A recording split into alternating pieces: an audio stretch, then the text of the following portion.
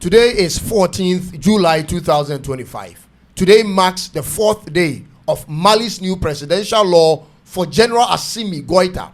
Mali's transitional president, General Assimi Goita, on 10th of this month signed a new law granting himself a 5-year mandate, number 1. A mandate that is renewable indefinitely, number 2. This mandate includes as president without holding elections, number 3. Ladies and gentlemen, I said it includes the absence of an election, I said, which actually means going forward, he is Mali's substantive president and may choose to allow for an election after 5 years or may not, but will continue as president. That's what it means. You know me, I love and support the AES and what they are doing for their people. But ladies and gentlemen, this is beginning to look like something we've seen before in Africa, and I hope it's not. So I need you to come with me, ladies and gentlemen, and I need to provide you further details on this and what I think is about to happen in Mali. I'm Cyrus, and this is Tuntum Network in Accra, Ghana. Be sure to subscribe and click on the bell for more of my videos. Let's get in.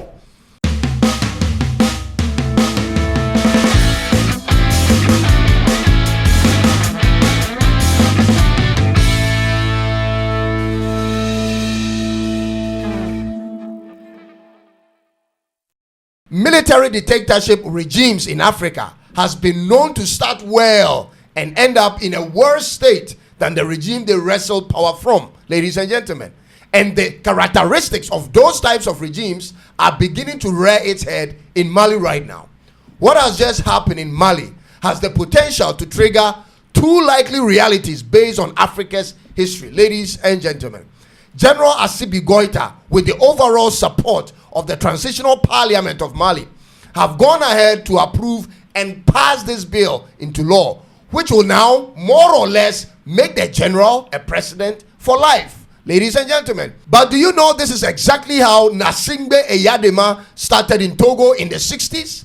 It is the same playbook Omar Bongo and Muammar Gaddafi and Yoweri Museveni, Idris Deby and Paul Biya follow, ladies and gentlemen. Nothing new. And if you are a student of history, ladies and gentlemen, you should be able to anticipate the two events that usually occur in such countries. Number 1 is the continuous attempt of other soldiers to topple the sitting army president, or an array of international sanctions placed on those countries, ladies and gentlemen. These are the two very likely events to happen in Mali in the next 3 years, I say. General Goita is obviously trying to consolidate his position as president by setting himself up to be president with an indefinite renewable term of office without elections. Now, this is going to be a problem, ladies and gentlemen, based on the fact that on May 3rd, 2025, hundreds of people gathered on the street of Bamako, their capital city, calling for multi-party elections and chanting slogans such as "Down with dictatorship, long live democracy."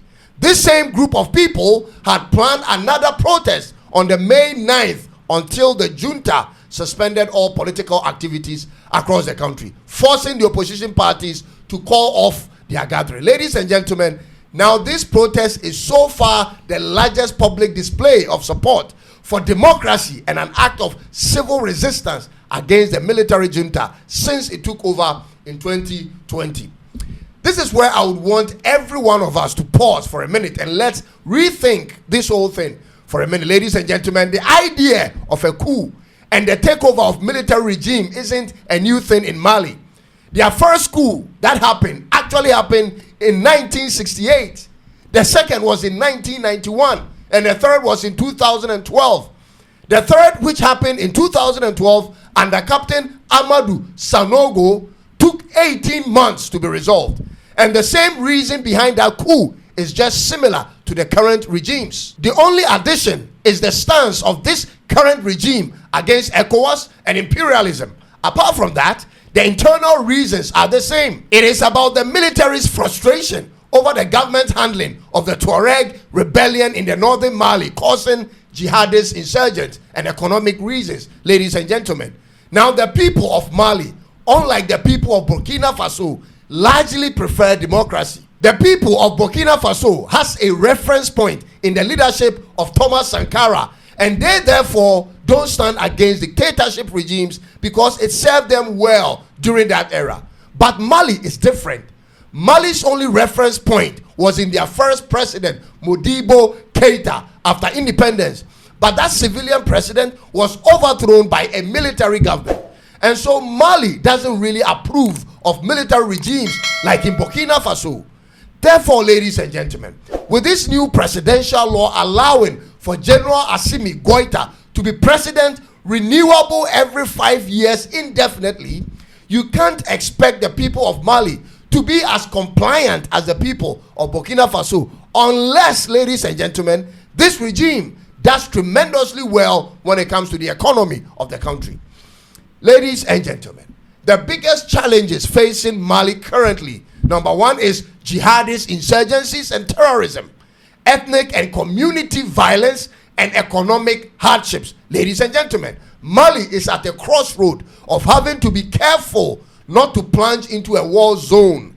It is either this military regime completely annihilates these anti-government groups, which is going to be hard and costly but possible, or those groups eventually take over the country because they keep on spreading, ladies and gentlemen.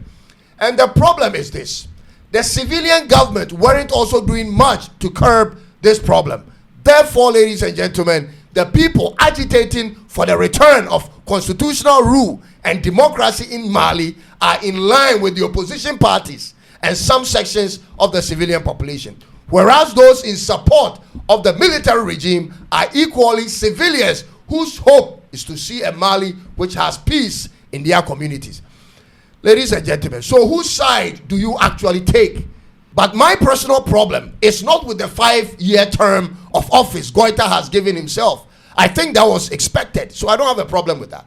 But the fact that he has put in clauses to permit him to continue even after 5 years without an election, this is going to be problematic, ladies and gentlemen. This is how I suspect the problem is going to be. Hear me out. If he doesn't do the right thing by the people will suffer even more than when they were under the previous civilian government. But this time, they will suffer even for a longer period of time because he will continue as president till whenever he chooses not or whenever he's overthrown. And in that frame of time, ladies and gentlemen, I suspect series of coups will be attempted in Mali. This is my problem. This is my fear, ladies and gentlemen. You see, the 2012 coup in Mali experienced similar things. After Captain Amadou Sanogo and his crew took over government, several coups were attempted and many soldiers died, ladies and gentlemen. Sanogo, after pressure and sanctions, relinquished power and was later arrested in 2013 and charged with human rights abuses, including the killing of rival soldiers, ladies and gentlemen. These are the realities on the ground. His trial has faced multiple delays and remains unresolved even till now. There is a line that shouldn't be crossed as a military government in any part of Africa. When the people give you their support in removing a civilian government, your job is not to establish a permanent rule over them. Your job is to bring in the needed changes and allow for the system to reset. Let me give you an example of what I proposed to Captain Ibrahim Traoré when the French were coming after him. I suggested he run a whole term of office, show the people what he's capable of, and then allow for a referendum for the people to decide whether they want him to continue as president or step aside. This will be a simple yes or no referendum. When that happens, ladies and gentlemen, you legitimize your position as a democratically elected leader, which then allows you to escape all these unnecessary sanctions and bans from the United Nations or the US or from all these other bodies within Africa. Because trust me, those sanctions and bans will have a serious effect on your country's economy, no matter the circumstance. General Goita could have chosen this path instead of this new law. A referendum is a voice for the people and accepted internationally. That's what Paul Kagame did recently. That's what he's hiding behind. We all need to learn new things, ladies and gentlemen.